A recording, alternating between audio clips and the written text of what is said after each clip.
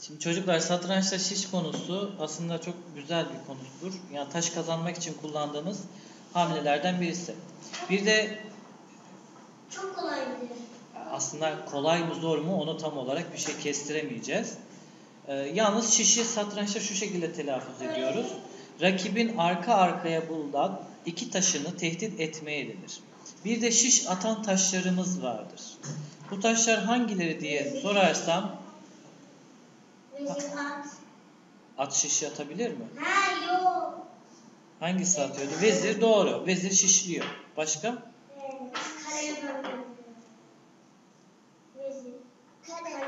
Kale. Fil. Değil mi? Yani sadece bu üç taş şişleme yapabilir. Rakibin sana da yapabilir ya da sen rakibine yapabilirsin. Ben de şah diyecektim. Yok, şah şiş yapamaz canım. O kadar değil. Şah şiş. Yok. Ya bir kare gidiyor. Burada ise örnek olarak verdiğimiz fil ile şiş atma durumu. Dikkat edin, filin arkasında kendi beyaz piyonu var. Beyaz piyonu fili tuttuğu için 3 puanlık bir taş. Ve rakibi dikkat edin şişlemiş. Vezir ile şahı peş peşe duruyor ard arda, gördünüz mü? Bir nevi veziri açmaza almış. Vezir oradan şahın önüne geçebilir. Yani daha da yakınlaşabilir. Ya da gidip fili yiyebilir. Başka bir yere hamle yapamaz. Çünkü açmazlar.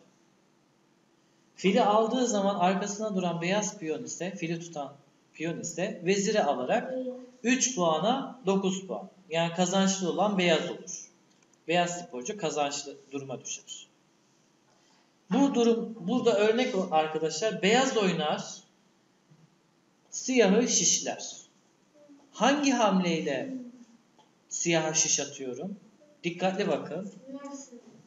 Şimdi vezirle yapabiliriz. Vezire bak. Güzel. Vezirle. Evet, vezir nereye gelirse şiş atabilir.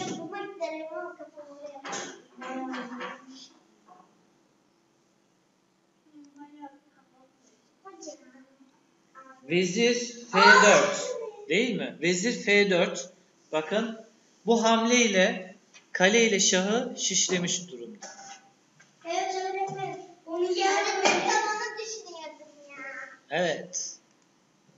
Ben de onu düşünüyordum. Öyle gelir öyle yazıyor. Peki burayı düşünelim. Beyaz oynar, yine siyaha şiş atar. Tamam. Şiş atan çok kolay. Evet. Öğretmenim böyle fil piyonu geçer. Böyle siyah yemez.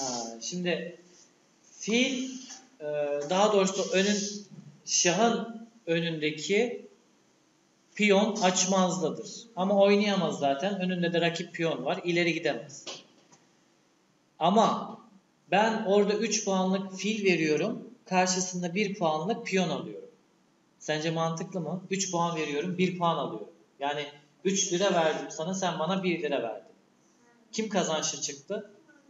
Sen. O zaman ben filmi feda etmem gerekir mi? Etmeyeceğiz. Peki başka hangi hamlemiz var? Yok, yanlış. Olmaz. Mantıklı değil, sen dedin. Beyaz hangi hamleyi yapar? Şiş atar.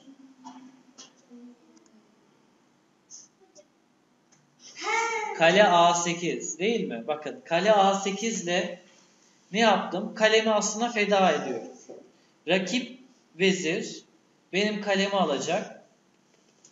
Filim ise D5'te duran filim ise zaten o köşedeki A8 kalesini tuttuğundan dolayı vezir kalemi yerse ben de veziri alarak şişim başarılı olmuş oluyor.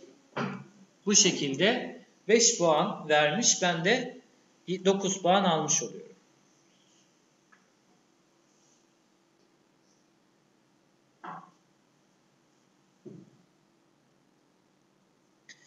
Aynı zamanda beyazın kale A8 hamlesiyle siyah vezir açmazı almıştır. O nedenle siyah sporcu için vezir kaybıyla hamle tamamlanmış olur. Burada ise siyah oynar, beyazı aslında yener değil, şişler diyelim. Anladım. Öğretmenim. Ne? Vezir Evet. ve 5G'yi gelir. Vezir C5'e mi diyor? Vezir C5 doğru. Evet. Siyah vezir. Evet. C5 hamlesi doğru. Çünkü neden? Şişledi. Sonuç. Onu yiyemez misin? Hayır. Kaçamaz. Yeme durumu yok. Zaten kale çapraz yiyemez. Vezir çapraz ateş ettiği için.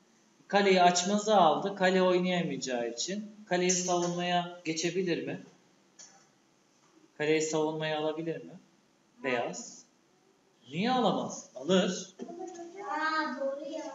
E2'deki piyonumu bir hamle ileri sürdüğümde ne yaptım? Hem şişlemekten kurtuldum hem kalemi savunmaya aldım. Eğer vezir beyaz kaleyi alırsa piyonum da veziri yer. Bu durumda korumaya almış olur.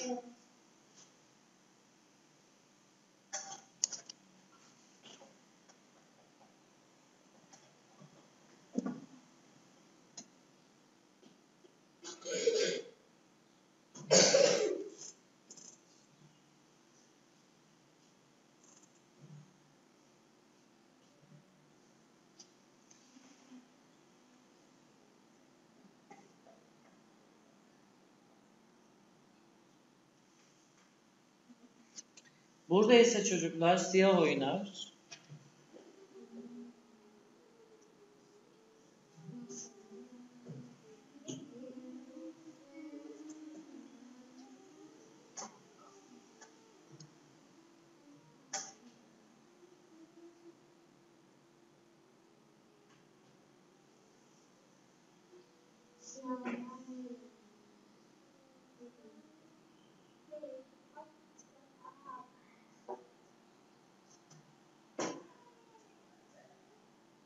Soygun her şeyi biliyor.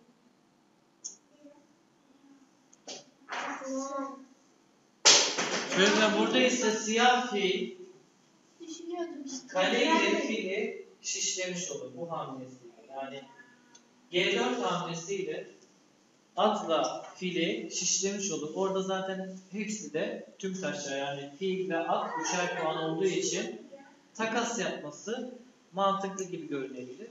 Ondan sonraki hamlesini zaten düşünecektir. Hocam bir takas konusu